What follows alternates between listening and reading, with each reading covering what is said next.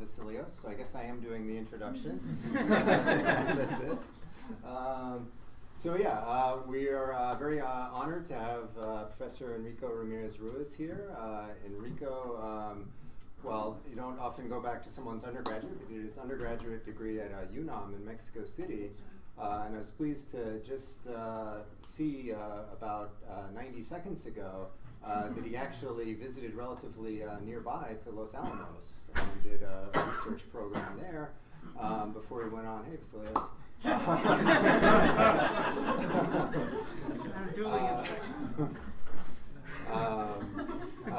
Before he went on to Cambridge to earn his illustrious PhD.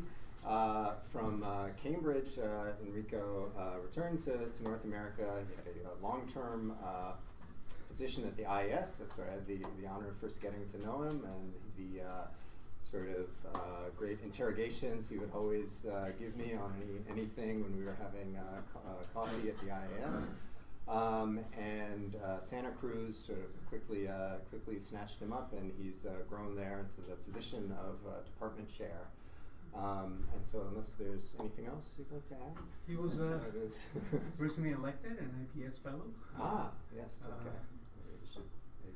I didn't get to that section of your CV, so congratulations. So Enrico is obviously an expert in neutron star and various aspects of high energy astrophysics, and we're very much looking forward to this talk. Bring it away. Thank you.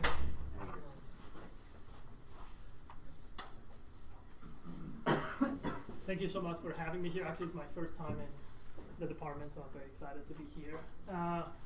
So I'm going to tell you some about heavy element synthesis in the universe, and I will try to advocate for neutron star mergers as the main mechanism to inject these metals into the universe. There's a long list of collaborators that have made this work possible, in particular the grad students, Dave Coulter, Ariadna, Charlie, Phil from Santa Cruz, Jill Neyman, and then I did a lot of this work, and I actually learned from Luke Roberts, who is a grad student at UC Santa Cruz. We worked together in our process nucleosynthesis, and my long-time collaborator is Dan Kaysen, and I'll show a lot of the work that we have been doing jointly together. So let me give you through the outline. So I decided to try to give you hopefully a pedagogical introduction of the R process and how it's made. I think it's important so we're all on the same page as to why there's three peaks, where those three peaks lie, and what can we infer from the observations looking at the abundance pattern. So I'll give an introduction on the nuclear properties and the R process in general. Then I'll tell you what do we know about abundance observations in stars. And of course, as you know, stars are the fossil record of chemical evolution, and there's lots of things that you can infer just solely looking at the stars. Then, of course, I'll talk about neutron star mergers as a side process for nucleosynthesis, and I'll try to talk to you a little bit about how the R process is produced, when in the age of the universe it is, and where in galaxies are these elements deposited. Very exciting. Of course, we had the discovery of this new gravitational wave event, and I'll tell you that these really puts neutron star mergers in good footing when it comes to our process synthesis in the local universe. So now we know, of course, that these systems happen, but they happen at the rate that we expect them to pollute with metals at the correct rate. However, we really don't know if they have been operating in the early universe, and there's a significant amount of discussion about whether or not neutron star mergers can and have been operating at adequate rates in the early universe. So I'll talk about that. So, of course, every single talk of nucleosynthesis starts with the fossil record of chemical evolution, which is the sun. So for astronomers, this is, of course, our periodic table. And I don't want to describe all the amount of work that went through going from a spectrum to the abundance pattern, but this is basically very, very important. I wanted to spend a few minutes on it. So what can you learn just if you solely look at these patterns? So the first thing that you notice is the peaks, and how the peaks basically coincide with these neutron and proton closed shells, which of course tell you where these nuclei are stable. Another thing that you can see is, of course, once you go above iron, the number of neutrons relative to protons start growing in terms of stability. And these, for example, peak has N50, is a closed neutron shell. And you have to go to lead, which we call this doubly magical, so it's doubly stable in both protons and neutrons, but of course you immediately see the discrepancy between the number of neutrons and protons. So what you're starting to see is that stability of these nuclei require a significant fraction of neutrons compared to protons. And we'll talk a little bit about where that comes from. Something else I want to highlight is these peaks. And these are going to become essential. These are really the R process peaks. And naively, you will say, oh, they really don't follow the nuclear stability. And I will basically argue that, in fact, they do, but they do far away enough from equilibrium. By the time they decay, these peaks actually move. So just if you think about nuclear stability, you immediately see that these abundance structures start to emanate from these abundance patterns. And of course, the other important thing to notice is, of course, the relative abundance of the elements is, of course, related to the production side. As you know, the Big Bang contributes with the majority of the mass. Nuclear burning is extremely important all the way up to iron. And then neutron capture becomes essential. Why that's the case? Well, there's two reasons. Why, of course, iron is the most bound nuclei in the universe. That means that if you want to create elements that are heavier than iron, you have to give energy to the system. So that means that those reactions are no longer exothermic, but they're endothermic. But the thing that is actually very, very difficult to overcome is the fact that the Coulomb potential grows with C. And at the temperatures that we have in the interior of stars, it's actually impossible to make these elements with charge reactions. So we need to basically capture neutrons. So this is the sort of pattern that we have. Astronomers were not very inventive, but we basically divide these patterns into two, the S process and the R process. The S process stands for slow, and the R process stands for rapid. So what happens when you capture a neutron, you beta decay, you become unstable. So if the capture rate of neutrons is slow compared to your beta decay, you move very close to beta stability, and you are basically in the S process. While in the rapid process, you have to capture nuclei faster than they beta decay, and therefore you have to be in the R process. And that's basically essential. Something that you see is that the pattern of our process is shift to the left compared to that in the S process. And I'm going to spend some time trying to give you some intuition as to why that's the case. And then maybe at the end of the talk, if you're interested, you can tell me about this peak, which is actually quite interesting and is, so far as we can tell, not directly related to neutron and proton shell stability. Okay, so I'm going to go over this classical plot that was reproduced here in Chris Newton review, where it shows the proton number and the neutron number. If you capture a neutron, you go in this direction in this plot, and then you beta decay. Okay, so let's look at the time scale for beta decay. So imagine that I'm a nuclei. So the nuclei that are here in black are stable nuclei. And if I take a stable nuclei and I move far away from stability, then the time scale for beta decay drastically decreases. And what you're seeing here is that it's tens to hundreds of milliseconds. That's how fast basically these nuclei decay, and therefore that's sort of the time scale that the R process has to operate with if you really want to prevent these nuclei from decaying. So that's important to realize. Another important thing to realize is that the R process pattern happens very, very far from stability. So the way that you can think about the S process happens, close to stability. You capture a neutron and then you beta decay, and you can go up slowly along what we call this beta stability equilibrium. But the R process has to happen very fast, and therefore happens extremely far off the stability curve. And this is particular for, I think, GeV separation energy scales. And basically what you're matching is, of course, all the isotopes that in nuclear statistical equilibrium are likely to follow the trajectories. Now, something that's important is to highlight these closed neutron shells. And these are basically regions in which nuclei are stable. And in some ways, the abundance pattern emanates from the stability of the nuclei. So let me give you an example of this. The way that you can think about this, or the way that I think about this, is that you have a flux of neutrons coming in, yeah? And then if you arrive to a nuclei that is stable, what's going to happen is not going to want to capture neutrons because it's very happy. And therefore, you're going to get stagnation of the flow of the neutron flux at that particular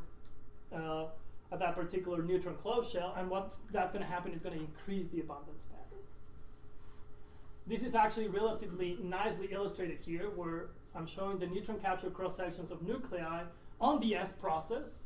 So here the neutron energy is about 25 kiloelectron volts. And what do you see? Well, the first thing that you notice is that there's odd mass numbers tend to have higher cross-sections than even nuclei. And if you remember the abundance of the sun, that variation between odd and even, it's clearly seen in the solar abundance pattern. But once you get to these magic numbers, there's a substantially lowering of the cross-section at the magic number. So that means that these nuclei do not want to capture neutrons. Why? Because they are stable, and in other words, you want to remove them from stability, and that takes probabilistically significantly larger number of interactions.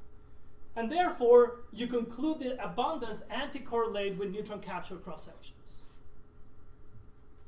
Yeah, you can think of those as stagnations of the flow. The flow stagnates in those particular nuclei, and therefore the abundance at that particular neutron closed shell grows. Okay? And the same happens with these odd, even asymmetry of nuclei. So in reality, what you're seeing in the sun is a clear reflection of nuclear statistical equilibrium and the structure of these nuclei. Okay, so something that I want to point out is in the R process, you're capturing neutrons very far off stability. You have to do it very, very quickly in less than hundreds of milliseconds. So the way that you can think about it is, the flow starts capturing neutrons. You arrive to this closed shell and you stagnate the flow.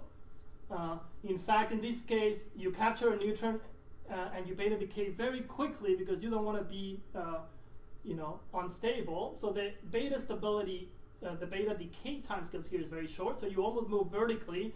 You're able to bypass this boundary, and then you continue, and then you stagnate again. You continue, and you stagnate. And then what happens? Well, you beta decay back to a stability, and basically any information of the abundance pattern here gets basically projected into this direction, because the beta decay basically is transforming neutrons into protons, so the entire pattern moves to the left. Okay, so of course, if you look at something in stability, it seems that this particular abundance peak doesn't correspond with nuclear stability, but it does. The only issue, it was captured far off stability, and by the time you decay, you lose information that was actually a neutron closed shell. Okay, so the way that you can think about it, these are the patterns: the first peak, the second peak, and the third peak of the S process. And this will be the first peak, the second peak, and the third peak of the R process. And they're basically shifted to the left. Okay, so it's all sort of a direct consequence of nuclear structure. Now, about half of the elements above iron are produced through the S process, and about half the elements in mass are produced by the R process. Enrico, how much should I read into the location at which you've drawn your pink arrows, being at the bottom or the top of the climb on the? I think what it gives you is this width. Okay. So as you can clearly see, the width of this peak is much narrower than this, and that really has to do with the nuclear structure of those particular. But yes, you should read that the peak is actually relatively broad. And in fact, if you actually looked at things like lead still has some contribution from the R process. So the thing that makes it slightly more complicated is that a single element is not necessarily produced by one or the other, but a mixture of both.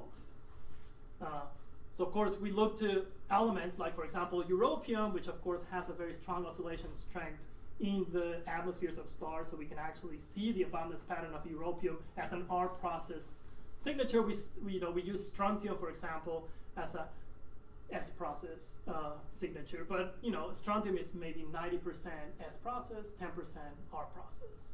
And then of course you can look at my favorite peak, which is that broad peak, which has gold and platinum.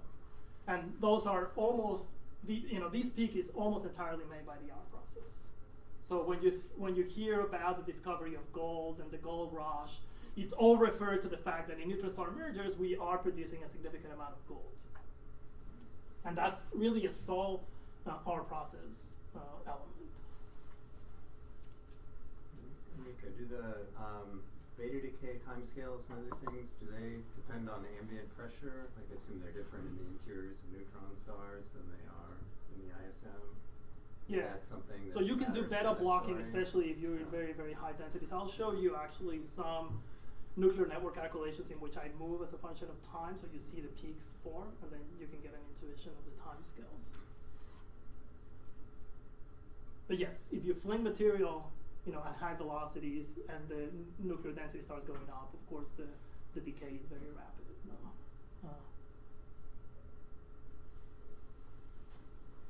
Okay, so what can we learn from stars? I like this quote because I think as theorists, what's emanating in the field is a lot of different groups trying to make different R process pathways, but in fact we have very, very stringent constraints from the observations as to what can you do with these R processes. So Stephen Hawking says, remember to look up at the stars and not down at your feet, or you can replace that by the computer, and that's a lot of us. Try to make sense of what you see. So this is, of course, everyone that works in the R process, this is the favorite star. This is called the Sneeden star. This star, illustrated here, is actually one of the stars that have relatively highest R process abundance. What you see here is a compilation of low metallicity stars, and something that is striking is that between the second and third peak, the abundance pattern of our process is extremely robust, which means that whatever mechanisms you come from, you sort of design in the computer, has to operate in a way that almost irrespective of the initial conditions, you're always converging to the same abundance pattern. And in addition, it's been operating that way since the beginning of the universe. So we have very, very stringent constraints about the pattern itself, and what you can see here, this is the solar abundance pattern superimposed on a wide range of stars. Now, this is of course relative abundances, and what it's saying is, well, some stars can have significant amount of gold compared to others, but the pattern is the same. And we'll talk a little bit about the relative abundance of our process in the halo of stars. And it didn't take long, but this is what I wanted to highlight. Something to me that really points out to the fact that you needed a different mechanism that core collapse supernovae is that core collapse supernovae give you the majority of magnesium in the universe. So this is a compilation of halo stars in red, and then stars that include some of the disk stars in blue. And something that you see that is striking is that the RMS fluctuations in europium content are significantly higher than those of magnesium. No? Magnesium comes from core collapse. If europium came from core collapse at the same rate, then you expect basically similar abundance variations. So these led people to conclude that whatever mechanism is producing the R process happens at a lower rate than core collapse. It still allows core collapse to do it, but it says it cannot happen in every instance of a core collapse that you can actually produce the R process. And the changes are actually massive. So what I'm going to highlight, I'm going to show you two stars that have very similar metallicity with very different amounts of europium. And this is the Sneeden star, and then one of the stars that has the lowest amount of europium. And as you can see here, it's more than 2 orders of magnitude difference in their gold content, despite having very similar metallicities. And of course, this is striking when you look at parts of the spectrum. For example, the calcium lines, which are very, very similar between the two stars, but if you look at the europium content, look at the difference between this star and this star. So their R process content here is drastically different from one to the other. So again, what this tells you is that you need a mechanism in which mixing of metals is actually inefficient, particularly in the early universe. So you can have stars that have highly enhanced gold and stars that have little gold. Yeah? And that means that if you were to think about like a chemical closed box model, of course you will miss all of the details of these abundance variations. And that's basically the topic of the last part of my talk, when we actually do this in cosmological simulations to look at the mixing. Another interesting thing that has emanating when we look at ultra faint dwarf galaxies is that, from a sample of about 10 ultra dwarf galaxies, only one, which is reticulum 2, has significant amount of europium content. And again, it's pointing into this argument that you have large variations of low stellar masses. Yeah? So that means that reticulum 2 had potentially one of these R process enrichment events happening while the other ones did not. Yeah? So you're in the case where you have so few stars that the probability of having one or none is high. And I'll come back about this. So these observations, I think, suggest that the production of heavy R process elements first need to operate robustly in the history of the universe, and at a drastically reduced rate compared to core collapse supernovae. Now, can we make a simple argument as to how much mass per event of our process we need? Enrico, can you explain why the reduced rate explains the spread, essentially, in the variations of the europium? Why does it have to be lower? I don't understand exactly the connection.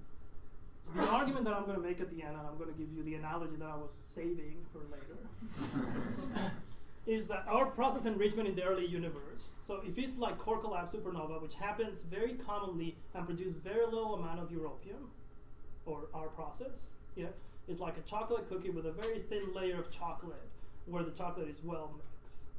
But if you go to an event that produces fewer events and significantly more mass, you're in the chocolate chip cookie regime. So therefore, if you're born from gas and hand from the chocolate chip cookie, then you will have a lot of gold. But if you're far away from the chocolate chip, then you won't have. So the key is basically have few events with a significant amount of mass before you can mix that mass effectively. And that's the argument. So then the question that I'm going to answer is how much mass per event you have to in these two scenarios. So there's a very simple estimate that you can make of how much metal you need. So if you have a supernova explosion or a neutron star merger or any sort of explosive transient, you can ask, well, I'm ejecting a lot of new metals. What is the minimum amount of mass in which I can share those metals before turning them into stars? And the argument is I have to wait until a cooling mass. I have to wait until this remnant goes into the cooling phase, and that's sort of the least amount of mass that I can do to turn that into stars. So we basically make that argument and says, well, these metals spread into this metal cooling mass gives me a minimum mass per event that I need to explain the large variations that I see. In other words, if I sweep significantly more mass, I dilute the abundance of that particular element in the ejecta compared to the ISM. And if you do this simple argument, as I said, you get an estimate for the minimum amount. You just say, well, the mass of that element had to at least be larger than what that element spread within the cooling mass tells me that it is. And this is what you get just by looking at the abundance patterns in the halos. That stars like these Needham stars require a mass per event which is about 10 to the minus 3 solar masses per event. Now, I will argue that if core collapse were effective production of the R process, the mass per event that you need is about 10 to the minus 5 or so per event. So the majority of stars already require more mass than what one single supernova will give you. So here you can basically make, put constraints about the mass per event. And then you can ask the question, if I want to reproduce the total amount, if you do a mass inventory of our process in the Milky Way, you require for, the Milky Way has been forming stars at a rate of about 1 solar mass per year. You need 10 to the minus 7 solar masses per year to reproduce the total mass inventory of our process. If you multiply that by 10 to the 10, you realize that there's only about 1,000 solar masses of our process in the universe. 6% is gold. That's the total gold content of the Milky Way. So then, this is basically the limit so that I don't violate the constraints from the total integrated amount of mass. And then this is the argument. If its core collapse is once every 100 years, so I need 10 to the minus 5 solar masses per event, which is already ruled out by the observations. If it's neutron star mergers, I have 1 every 100,000 years, about 1 every 10 to the minus 5. If I want to get the 10 to the minus 7 magic number, I need about 1% of a solar mass per event. And then integrated I get. And that's basically the game that you're playing. So that means that if you want an exotic core collapse event to produce the R process, you need it to be, about 0.1% of the core collapse rate. Enrico, how many orders of magnitude uncertainty would you place on the 1 every 100,000 years number? This one? Mm-hmm. Well, this one is from LIGO, and I'll show you that there's about, a factor of 50 or so based on the merger neutron rate. So yeah, when we say that it's consistent, there's still about an order of magnitude and a half uncertainty in this number, no? And of course, let me see if I convince you that we can actually measure the mass per event in this event that happened just recently. Another interesting thing is that these minimum mass estimates depends on the total kinetic energy injected in the environment. If you have an event that produces a significant amount of kinetic energy, the cooling mass is significantly higher, and therefore, the amount of mass that you have to inject is higher. So if you want to relate it to a magnetar, you start getting into issues that you really have to produce a significant amount of mass per event.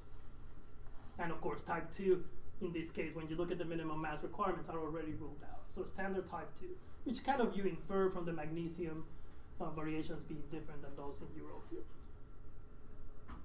Okay, so how can we do this in neutron star mergers? I'm going to apologize to you, but I'm going to show the neutron star merger calculations that I did when I was a grad student.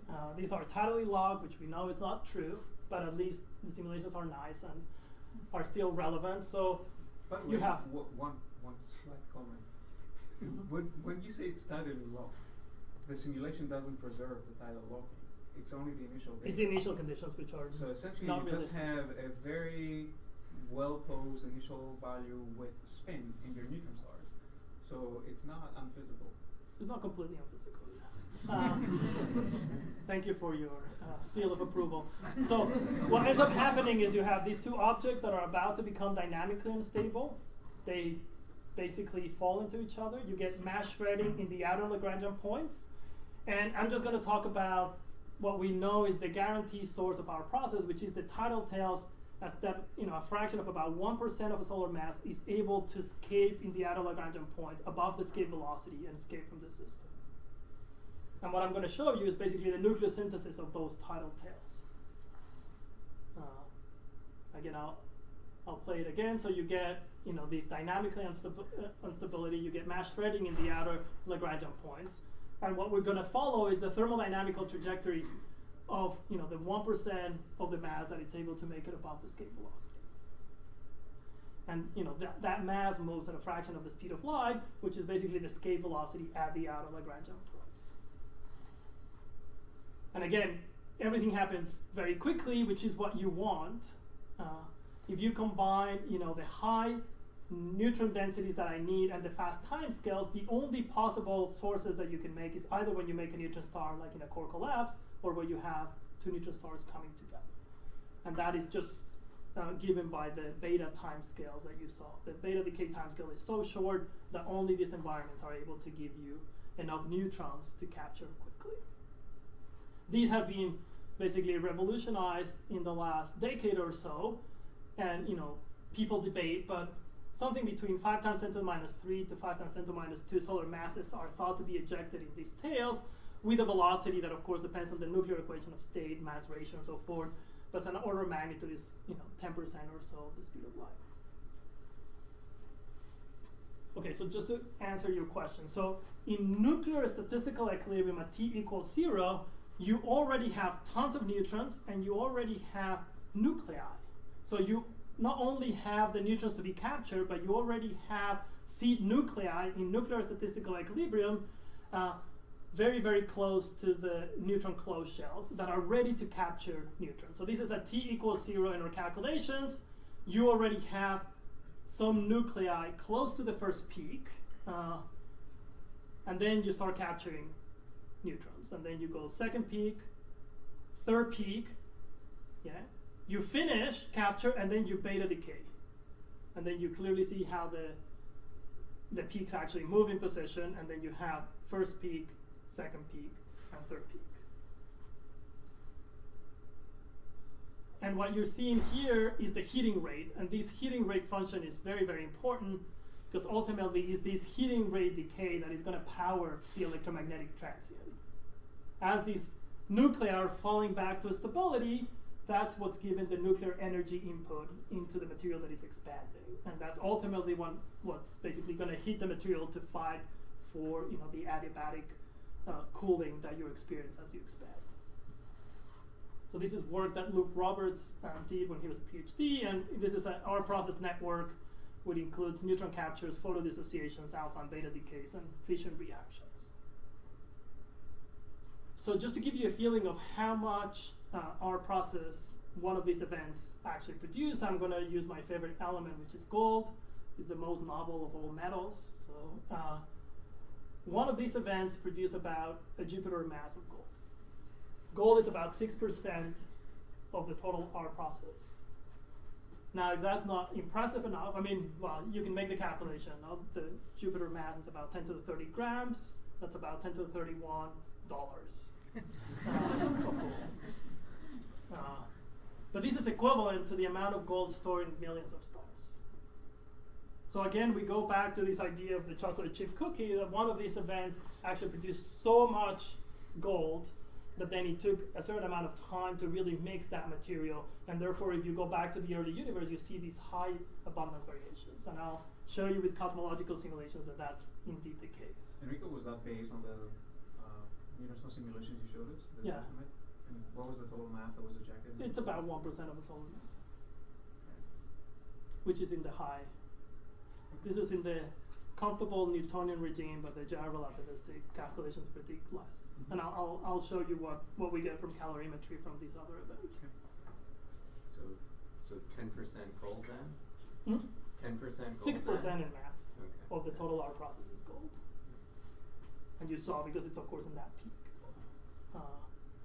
Okay, so what is interesting in neutron star mergers is that, of course, they have this secular evolution after they're assembled, in which the two objects are assembled, and then they have to merge by gravitational waves, and that takes some time delay.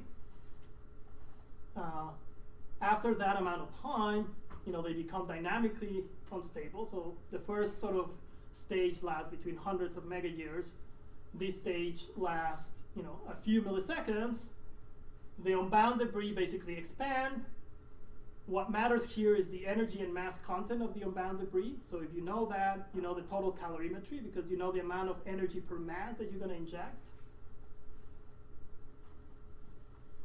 This material starts expanding, adiabatically cool, but it's constantly decaying, and these fission fragments, both particles and photons, heat up the material and are given, constant energy. And of course, once you become transparent at about a few AU or so, you start seeing the electromagnetic transient.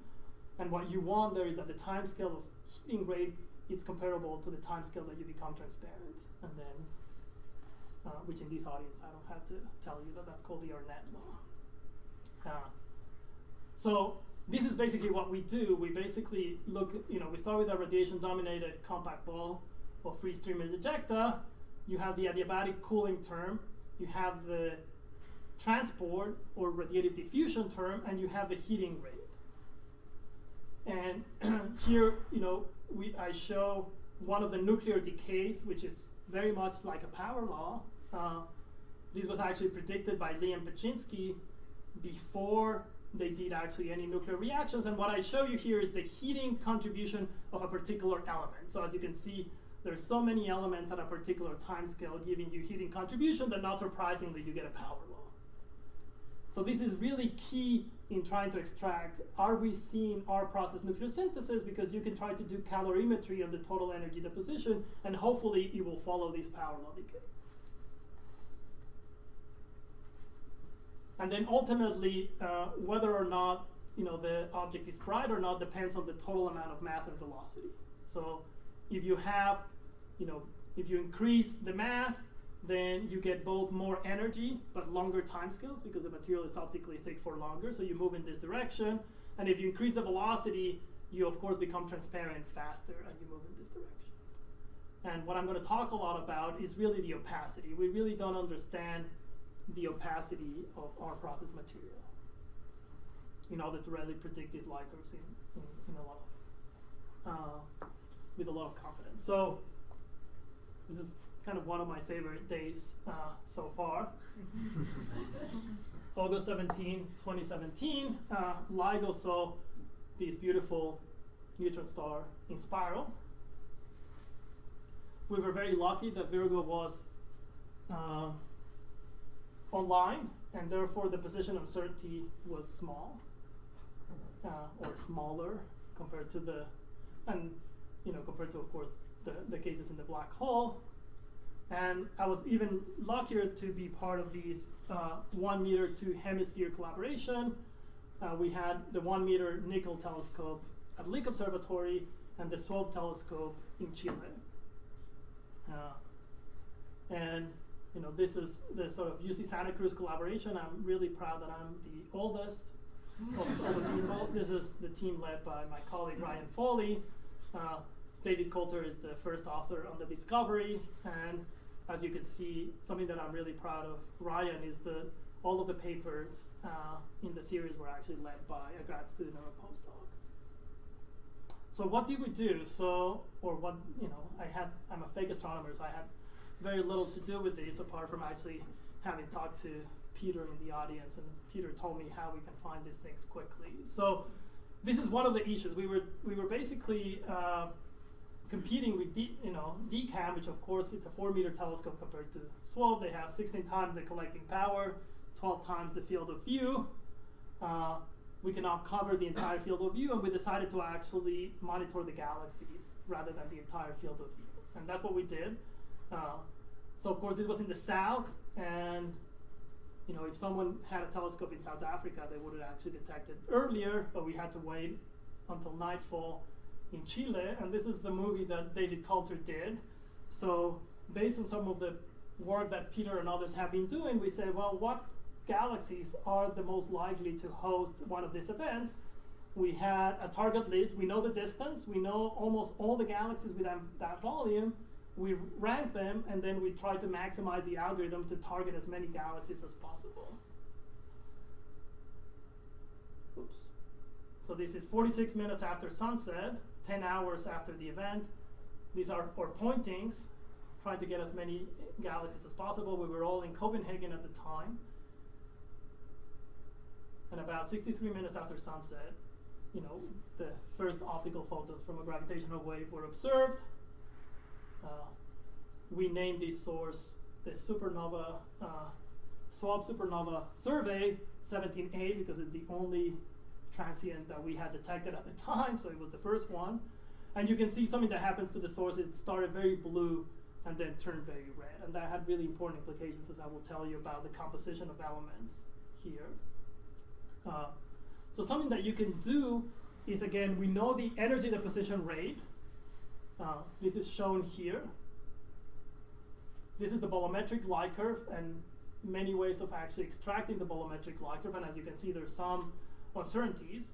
But very simply, we can actually measure that we needed about 0.02 solar masses, so about 1% of a solar mass, in order to explain the total energy deposition rate, and the power law fit relatively well compared to the models that we had.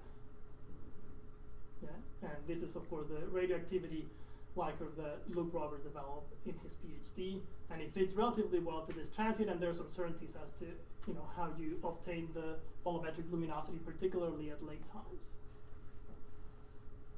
Something that is very, very important is that, as I was saying, the second and third peak are extremely robust. The first peak, not quite observationally. The atomic complexity of elements between the second and third peak is much higher. That means the number of lines per unit energy is much higher, and therefore the opacity is drastically higher. So one of the predictions that we had is that we were going to have line blanketing all the way into the infrared. And if you produce elements between the second and third peak, basically there will be no blue light. And that's basically illustrated by this. So if you only take the first peak, this is sort of the model that you get, which is relatively blue. And if you start increasing the abundance of second and third peak, you get the red component. Yeah? So something that we think we saw in this event is actually an early blue component followed by a red component. So what we can say is that the heating rate matched our predictions, and that the material at late times became so red that it had to have produced elements between the second and third peak. And then if you buy that the basically pattern between the second and third peak is extremely robust, it means that if it produced second peak, it had to produce third peak based on what we see in stars at the rate and at the masses that we have, modulo, at least an order of magnitude uncertainty. So, that was extremely successful, that the models that were developed at the time, gave you a reasonable description of the data. Now, you may ask, well, the key right now of the field is to try to understand, some of the features of the spectrum. So the way that these models are constructed are basically statistically. We know the number of lines at a particular energy. We know the distribution of oscillation strengths, but we don't know, the energy and oscillation strength of every single line. In addition, you take, 100,000 lines and then you spread it at a velocity of 0.1 c, and then the question is any feature in the spectrum that it's left that we know the rest frame wavelength? Because it would be wonderful if we can actually see if the tail is moving towards us or away from us. If there's two tails or one tail, which may tell you something about the mass ratio. So all of those uncertainties is sort of, I think, the frontier of the field. So the assumed LIGO rate implies a Milky Way rate of about 25 mergers per mega year, so that's 1 every 10 to the 5. Our estimates for this event show a mass of about 0.06, and therefore the cumulative mass of our process elements ejected from all past events over the galactic history is about 10,000 solar masses. Remember, I told you that we needed to get a few thousand solar masses? And then some of the arguments that we're now working on is, if a neutron star merger actually deposits these elements, what fraction of those actually turn into stars?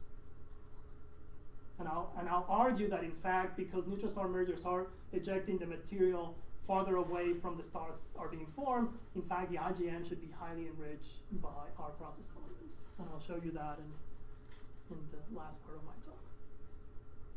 Okay, so something that people have argued is that we know today that neutron star mergers are a viable candidate for the R process. And the question, can that be the case in the early universe? And one of the arguments is, of course, because we have to assemble them, and it seems like common envelope is a good avenue to assemble these systems. Once they're assembled, they have merging timescale of 100 megayears to even 10 gigayears, which is exemplified here by the double neutron star binary population that we see today. Is the average metallicity of the universe after 100 megayears already significantly enhanced, that when these mergers come into play, they cannot enrich low metallicity stars. And that, I'll finish my talk just giving you some insight about that. Okay, so we are confident that at solar metallicity, close to solar metallicity, we already shown that we can produce things at the correct rate with the right amount of mass. The question is, can we really explain the diversity that we see here? So again, my stolen chocolate chip cookie analogy, if you have type 2, you have little amount of mass, very much isotropic, and then neutron star mergers are more like chocolate chip cookies. So the way that you can think about this, we're putting this in a cosmological framework in which we're basically following and tracking our process elements enriched by mergers.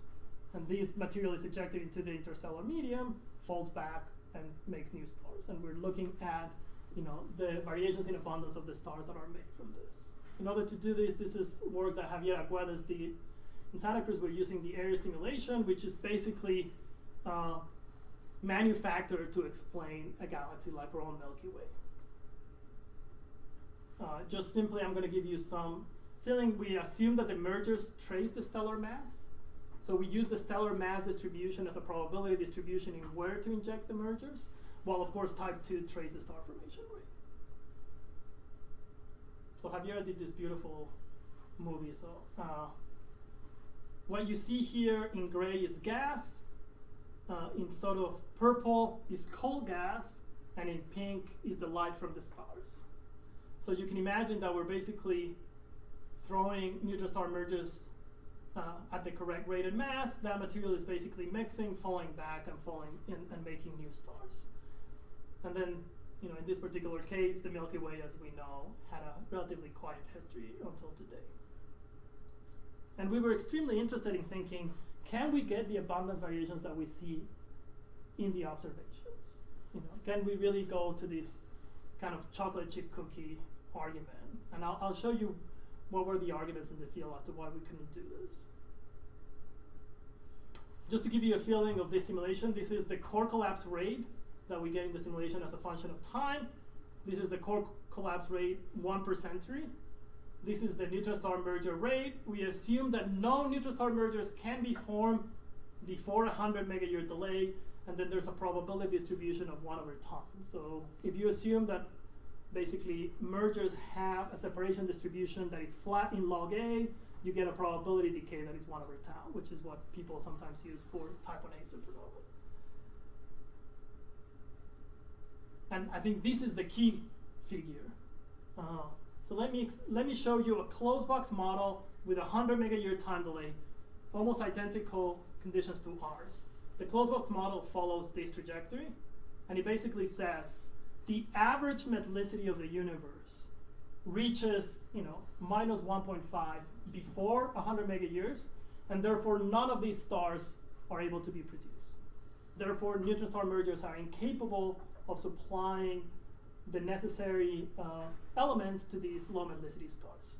So if we do that in our simulation, and we do our own version of the closed model, which is I just take the average abundance of cold gas of the entire Milky Way, I get this. So it follows the model. But if I actually say where the stars are giving me, these are the stars. So this is the 1 sigma and the 2 sigma.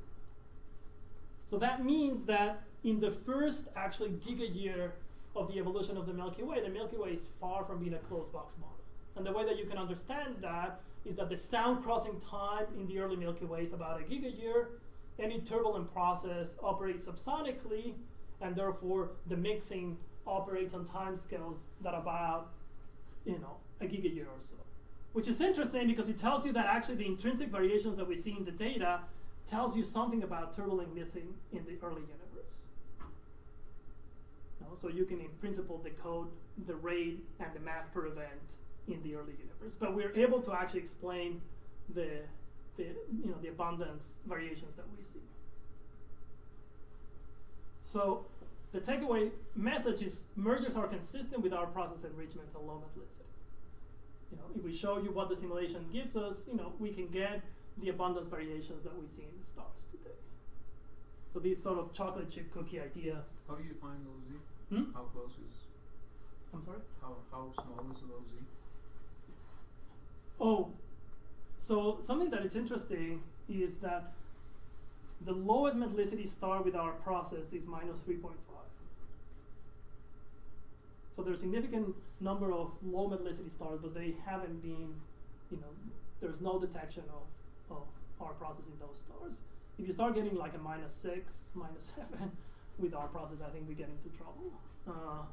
So I think, we're okay. I mean, there's lots of subtleties here, and it's how we actually did the mixing, because we're doing an SPH calculation, and we have a kernel in which we do some turbulent mixing model in order to get the spread.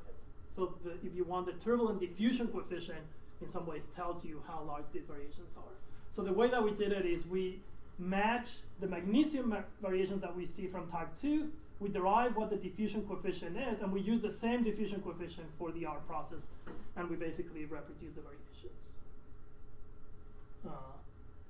But there's a significant amount of work that needs to be done to really understand, these large variations of R process material in the early universe. But at least, as a proof of concept, it's important to note that the Milky Way is not a closed box model. And is the 100 million year delay so that you don't get a very enriched early star? Or? So that people don't complain that we're forcing these neutron star mergers, to actually take place before 100 mega years. Okay, but it's not so that you don't have a -5 if you have a H star. That's right. So the key, I think, here is, when you come out of common envelope evolution, you basically have to leave the helium core intact, and then the other neutron star, and then the other one goes supernovae. So you have kind of a minimum separation that you have in order for you to merge. So that's about 100 mega years. If the kick goes in the direction of the other neutron star, you can have a small fraction of those merging quickly. But in reality, the bottleneck is to get two neutron stars close enough to merge in less than a Hubble time. Just to give you a feeling, if you get two neutron stars, they have to be separated about a few stellar radii, solar radii, in order for them to merge in less than a Hubble time, which means that their initial progenitors were more extended than that. And that's why we rely on this common envelope evolution. So that's the 100 mega year bottleneck. If you can make them dynamically in some early clusters in the early universe, then that you may overcome some of those issues. Jill Neyman has now done, so in area simulation, we're just basically taking one merger tree, and you will argue maybe that's not representative of the Milky Way. Jill Neyman in Illustrious has basically taken of the order of about 150 Milky Ways, done the same exercise, and basically concluded that the star-to-star variations are actually universal, almost irrespective of the merger tree that you use. So she just recently wrote a beautiful paper. Here, just for illustration, these are the highest enriched gold stars in the simulations, which have basically enhancement that are about 1.5 above solar. So these are gold-rich stars, and as you can see, they're few. Another important clue is that only about 1% of low metallicity stars have R process enrichment. So it's not a universal enrichment process, especially in the early universe, which also tells you that the mixing has to be inefficient early on. Okay, so just to conclude, we know that that neutron star mergers are really a robust side of our process nucleosynthesis. If we start these nuclear networks with slightly different conditions, we seem to be converging to the solar abundance pattern, particularly for the second and third peak. So it's an extremely robust mechanism. The first peak actually has significant amount of variation. So we have a robust nuclear pathway, which is what you have to have if you want to explain the observations. And finally, it seems that they seem to be consistent with a chemical evolution model, even if they take about 100 million years to start operating. And I'll stop here and take questions. Thank you.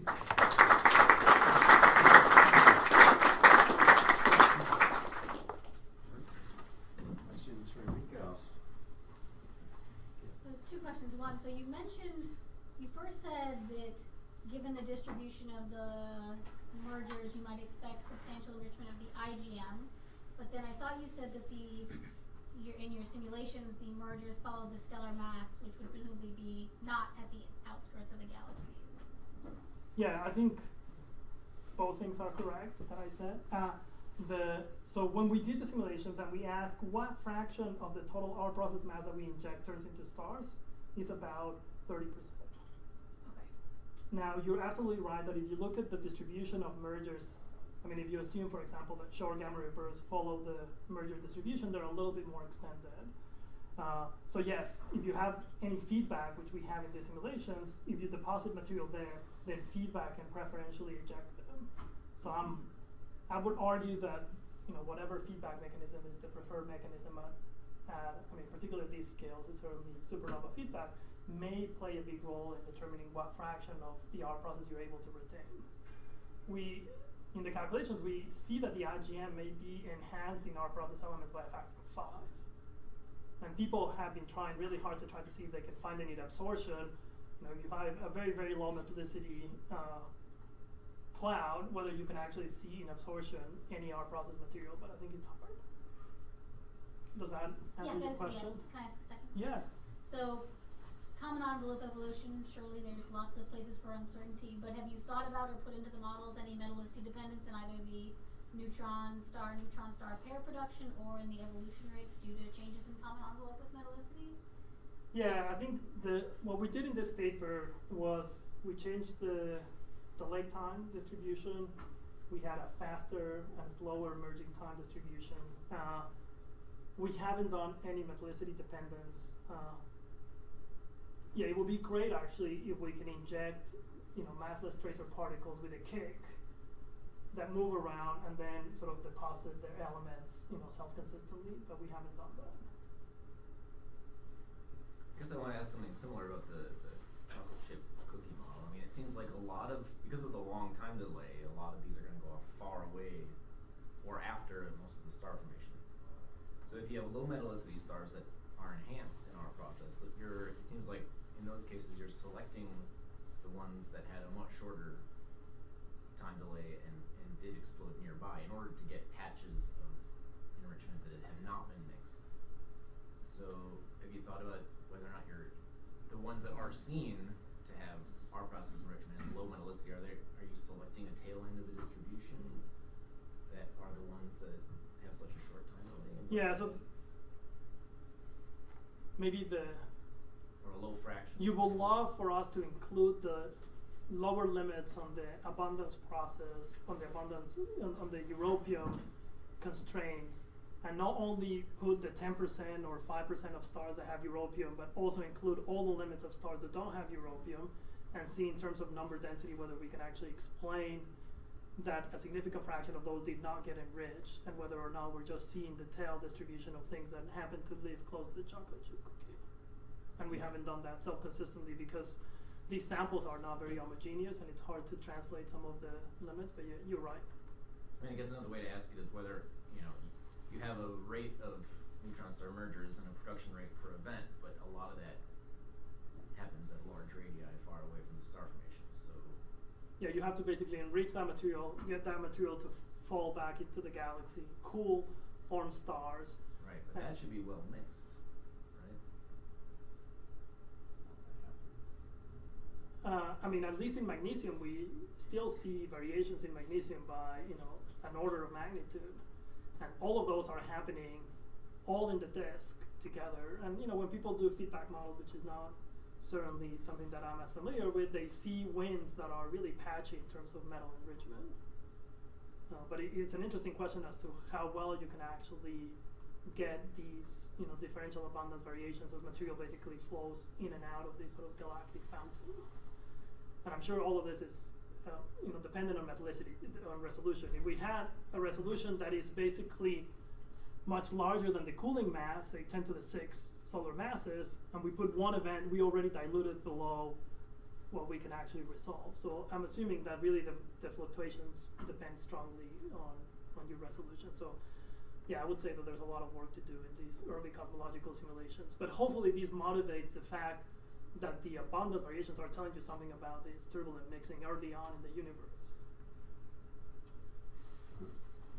So is something like reticulum 2 with the ultra-faint end of things telling you something more fundamental potentially than just random stochasticity involved processes? Yeah, so we were having these conversations with your students at lunchtime, and it's, so if you believe the rates of neutron star mergers, you need to assemble about 10 to the 5 solar masses of stars before you get one. And these ultra-faint dwarfs certainly have much less. So then the question is, was reticulum 2 something that was able to get to that 10 to the 5 and then got stripped and is now much fainter? In that case, we can have one. Another argument is, if you're really constrained by reionization or some, you know, early star formation, then even the 100 mega years may be disconcerting to get one neutron star merger. You know? So we recently put a paper in which we say that there's some fast channels, like if you send the neutron star, if the kick is in the right direction, then the neutron star can merge quickly.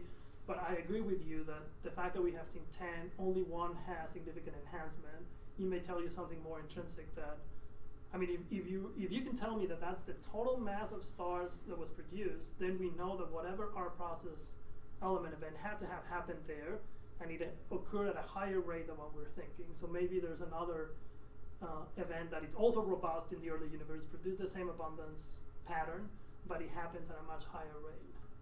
Or maybe it happens preferentially in dwarfs. To push this a bit further, do globular clusters show Oh. any interesting R process?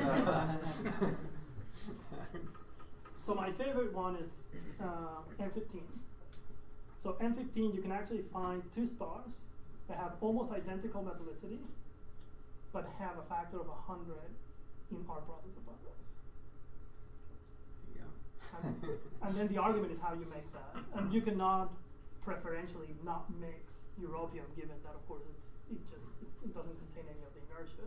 So some of the argument, and this is work that Evan Kirby and I have been doing, is, well, what happens if you have a neutron star merger inside a young cluster that still has gas? You're able to stop the explosion, then europium rains down into the surface of the stars. You actually don't need a lot. And then as you mix it, the convection zone of the stars starts to grow. So as a function of luminosity, you expect the abundance to decrease. And it seems that there's hints of that the abundance enhancement depends on luminosity. But otherwise, I don't know how to produce that enhancement in. But it seems to me, are you assuming that binary star evolution is universal, independent of metallicity, gravitational I mean, it seems to me that's a very weak, that could be more variable than your nucleosynthesis. I mean, Yeah. right, I mean, that's all you need is an enhanced, if.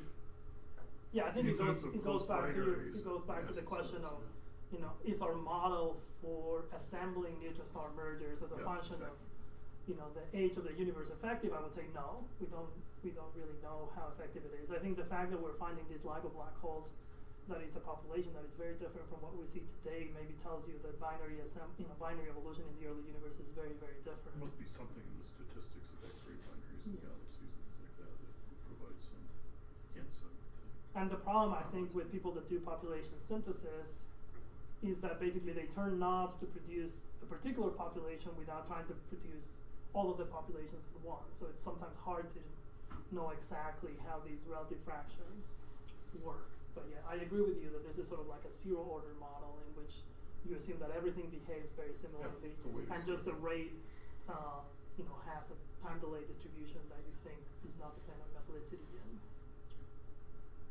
Shall let Basilios have the last question? Okay. So I know how much you hate the Magnetar model, but I'm going to give you a Magnetar question. So as you said, the relativistic simulations predict actually a factor of 5, sometimes depending on the equation of state, 10 to minus 3 actually mass in the ejecta. And given that you have a minimum mass of 0.02 solar masses, it doesn't seem possible to do it just with dynamical ejecta. So it seems that you need a neutron star to radiate whatever is left outside, essentially to unbind more matter. yes. So now, it seems also that some of the simulations, when the people are looking at collapse, they don't always form neutron stars, but they can also, they don't always form black holes, but they can also form neutron stars depending on several parameters. So I'm just curious if neutron stars survive in some of these collapsing stars, let's say failed supernova or something, whether these could actually, the radiation from the proton neutron star could actually form our process elements as well, because you get some winds essentially that you eject out, and whether this could contribute to these kinds of events as well. I don't know if Yeah, I mean, I think these? you asked two questions, and I think I agree with both of your statements. One is that it seems to me that in these events, if you believe the lower mass from calorimetry that we derive, the dynamical ejecta is probably not high enough, and then you have to find ways for unbinding more material. I like to collapse to a black hole because then you can trigger a jet and make the GRB. There's now, I think, very reliable simulations that show that if you have a magnetar, you can increase. So one of the problems of the core collapse is that the number of neutrons, so the material is not very neutron rich. So our process pattern depends a lot on the entropy. And in order to get second and third peak, you need to increase the entropy. And they do it basically by having a magnetar and basically putting a significant amount of energy per unit solid angle that is basically magnetically dominated, and then they can get to high enough entropies to produce a lot of our process. So Philip Mosta, for example, have calculations that to me look very, very reliable. So then the question is, can you distinguish between a neutron star merger or a core collapse origin? And there's some debate as to whether or not you can do it. There's Evan Kirby has a nice paper with one of his students, Gina Dongman, who basically looks for correlations between alpha enhancement and our process elements. If they come from core collapse, you expect some sort of correlation, and they haven't found it. But I agree with you that I mean, it will be. I mean, by analogy, we have type 1a and core collapse, and when you integrate both of them, they give you about similar constraints in total of iron production. So it wouldn't be surprising that you have, two very different mechanisms gives you similar amounts of our process material. But I kind of like the idea that it's just one mechanism, particularly because of the robustness of the pattern. Because as you know, this material is extremely neutron rich, and whatever entropy you use, you seem to converge on the same abundance pattern.